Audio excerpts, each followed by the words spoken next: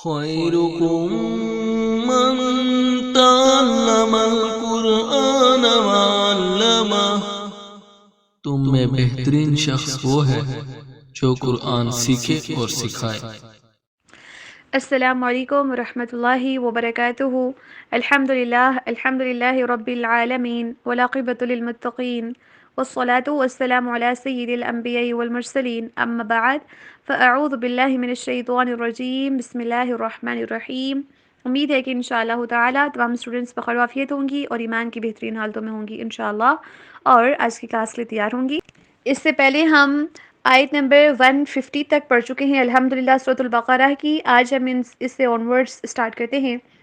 بسم اللہ الرحمن الرحیم۔ کما ارسلنا، ارسلنا، را کو موٹا، ارسلنا، فیکم،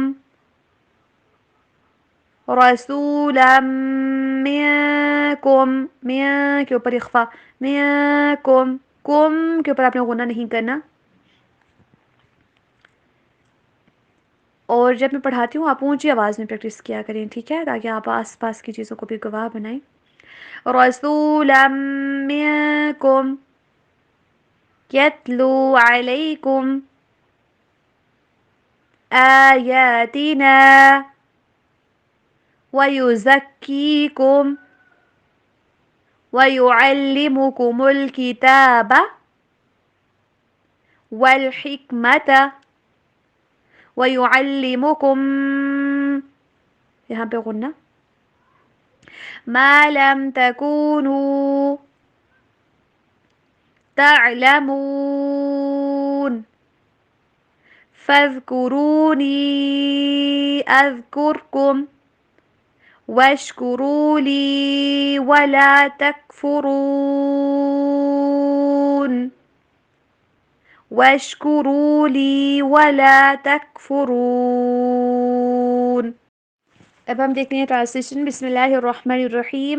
کما، جس طرح، ارسلنا، ہم نے بھیجا، فیکم، تمہارے درمیان، رسولاً، ایک رسول، منکم، تم ہی میں سے، یتلو، جو پڑھتا ہے، علیکم، تم پر، آیاتنا، ہماری آیات، ویزکیکم، اور وہ تمہیں پاک کرتا ہے، ویعلمکم، اور وہ تمہیں سکھاتا ہے، الکتاب، کتاب، والحکمت، اور حکمت، ویعلمکم، اور وہ تمہیں سکھاتا ہے، ما لم تکونوا، جو وہ کچھ جو، ما لم، وہ کچھ جو نہیں، تکونوا، تھے تم، تعلمون، جانتے، فاذکرونی، پھر تم مجھے یاد کرو، اذکرکم، میں تمہیں یاد کروں گا، واشکروا لی، واشکروا، اور تم شکر ادا کرو، لی، میرا، ولا، اور نہ، تکفرون، تم میری ناشکری کرو، اور نہ تم میری ناشکری کرو۔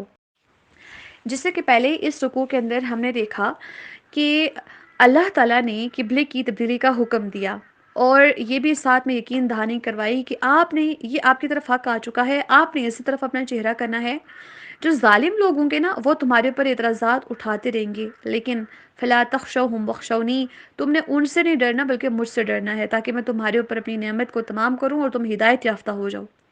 اور ہدایت یافتہ کس طرح سے ہوں گے؟ کہ کما ارسلنا فیکم رسولا منکم، کیونکہ میں نے تمہارے اندر ایک رسول بھیجا ہے۔ اب آگے نبوت کے 4 فرائض بیان ہو رہے ہیں۔ نمبر 1، یتلو علیکم آیاتنا، سب سے پہلے ایک نبی اپنی اللہ تعالیٰ کی طرف سے جو آیات آتی ہیں نا، ان کو پڑھ کے سناتا ہے۔ نمبر 2، وَيُزَكِّيكُمْ، اور وہ تمہیں پاک کرتا ہے، جن جہالتوں کے اندر تم زندگی گزار رہے ہوتے ہو، جن تم شرک و کفر کے اندر مبتلا ہوتے ہو، وہ تمہیں ان سب چیزوں سے پاک کرتا ہے، گندگیوں سے، نجاستوں سے پاک کرتا ہے۔ نمبر 3، وَيُعَلِّمُكُمُ الْكِتَابَ، وہ تمہیں کتاب سکھاتا ہے۔ نمبر 4، وَالْحِكْمَةَ، اور حکمت یعنی کہ حدیث بھی سکھاتا ہے۔ وَيُعَلِّمُكُم مَّا لَمْ تَكُونُوا تَعْلَمُونَ، اور وہ تمہیں وہ چیزیں سکھاتا ہے جو تم نہیں جانتے۔ فَاذْكُرُونِي أَذْكُرْكُمْ وَاشْكُرُوا لِي وَلَا تَكْفُرُونَ۔ تو اب نعمتوں کا تقاضا یہ ہے، کیونکہ تمہارے پاس ایک شریعت دے دی جا چکی ہے تمہیں، تو اب تم نے کیا کرنا ہے کہ تم نے میرا شکر ادا کرنا ہے اور ساتھ ساتھ میں مجھے یاد بھی کرنا ہے، اللہ کو یاد کرنا ہے، صرف زبان سے نہیں کہنا بلکہ دل اور عمل کے ساتھ ہی اس کے احکامات کے مطابق زندگی گزارنی ہے، ہر کام میں اللہ کی اتباع کرنی ہے، اللہ کے حکم کی اتباع کرنی ہے، نبی اکرم صلی اللہ علیہ وسلم کی اتباع کرنی ہے، اس کے حکم کے اوپر سمعنا و اطعنا کہنا ہے، اور دل سے بھی شکر ادا کرنا ہے، زبان سے بھی شکر ادا کرنا ہے، اعضاء کے ساتھ بھی شکر ادا کرنا ہے۔ تینوں کے ذریعے ناشکری نہ کرو۔ نماز چھوڑتے ہیں تو اعضاء کے ذریعے ناشکری ہو رہی ہوتی ہے نا، دل میں اگر نا امیدی پال لیتے ہیں تو دل کے ذریعے ناشکری ہو رہی ہوتی ہے نا، تو شکر کرو گے تو تمہیں نعمتیں زیادہ دی جائیں گی، اور اگر تم کفر کرو گے تو تم سے وہ تمام کی تمام نعمتیں چھین بھی جائیں گی۔ اب دیکھیے کہ نبی اکرم صلی اللہ علیہ وسلم نے وہ چیزیں اس ٹائم پہ بتا دی تھیں، قرآن وہ چیزیں اس ٹائم پہ بتا رہا ہے جس ٹائم پہ سائنس کا کوئی وجود بھی نہیں ہے، اور اللہ تعالیٰ نے ہمیں بتایا کہ انسان کی تخلیق کے مراحل ہمیں قرآن کے ذریعے ہمیں پتہ چلتے ہیں نا۔ قرآن کے آپ جب پڑھتے ہوئے جائیں گے تب آپ کو آپ کی آنکھیں کھلتی جائیں گی کہ کیسی کیسی باتیں ہیں جو قرآن نے ہمیں بتائی ہیں۔ ہمیں پتہ ہے کہ مکہ کے اندر شعر و شاعری کا بہت زیادہ رواج ہوا کرتا تھا، اور وہاں پہ نا کہا جاتا تھا کہ شعر و شاعری کو دیوان کہا جاتا تھا، کہ الشعر دیوان العرب، کہ یہ جو شاعری ہے یہ عرب کا دیوان ہے، اور ان کی شاعری جو ہے نا، یہ ان کی شاعری کے ذریعے ہی ان کی لائف سٹائل، ان کی زندگی، ان کی جو معاشی زندگی ہے، معاشرتی، سماجی، ان تمام لائفز کے بارے میں، انفرادی، اجتماعی، سب کے بارے میں نا ان کی پوئٹری سے پتہ چلتا تھا کہ وہ کس مینٹلٹی کے لوگ تھے، ان کا کیلیپر کیا تھا، وہ ان کا لائف سٹائل کیا تھا، وہ تمام چیزیں۔ تو بیسیکلی یہ ہوا تھا کہ جو سبع المعلقات، یہ جو ہے نا یہ 7 ایسے سوالات تھے جو کہ 7 سوالات ان کو کہا جاتا ہے، ٹھیک ہے۔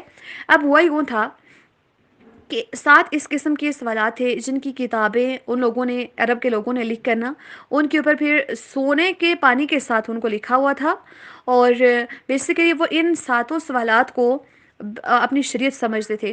اب انہوں نے کیا کیا کہ اس کو خانہ کعبہ کے دروازے کے ساتھ ان 7 کے ساتھوں کو لٹکایا ہوا تھا، تو جو کہ ایک ایک کر کے نا اتارتے گئے۔ وہاں پہ ایک زہیر بن ابی سلمہ جو تھا نا، وہ وہاں کا ایک بہت بڑا شاعر تھا، اور اس کی بہن بھی ساتھ میں شاعرہ تھی، تو اس کے 2 بیٹے بھی تھے، وہ بھی شاعر تھے۔ اب دیکھیں کہ جس کا بھائی بھی شاعر ہو، خود بھی شاعر ہو، بیٹے بھی شاعر ہو، تو کس کیلیبر کا وہ خود شاعر ہوگا، اور اس کی بہن کس کیلیبر کی شاعرہ ہوگی۔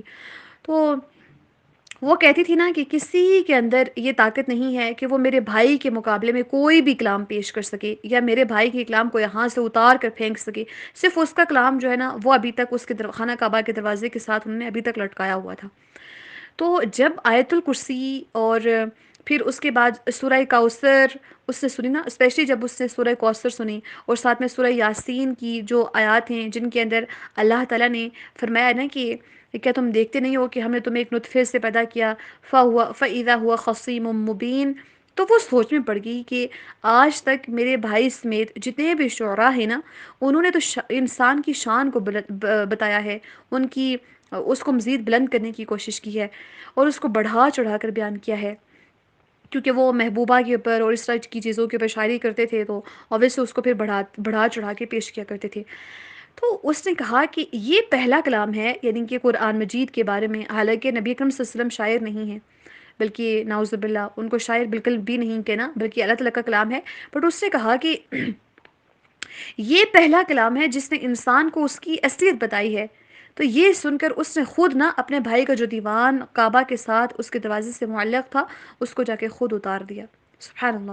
تو دیکھیں کہ انسان تو صرف زندگی کے مراحل نہیں بتاتا، انسان تو یہ بھی بتاتا ہے کہ تم مرنے کے بعد کدھر ہو جاؤ گے، بے جان ہو جاؤ گے، سوائے ریڑھ کی ہڈی کے، وہاں سے تمہارا کوئی باڈی پارٹ بچے گا ہی نہیں، اور وہاں سے ریڑھ کی ہڈی کا اندر ایک جو ذرہ سا بچا ہوگا، اس سے تم پورے کے پورے دوبارہ سے تخلیق کیے جاؤ گے۔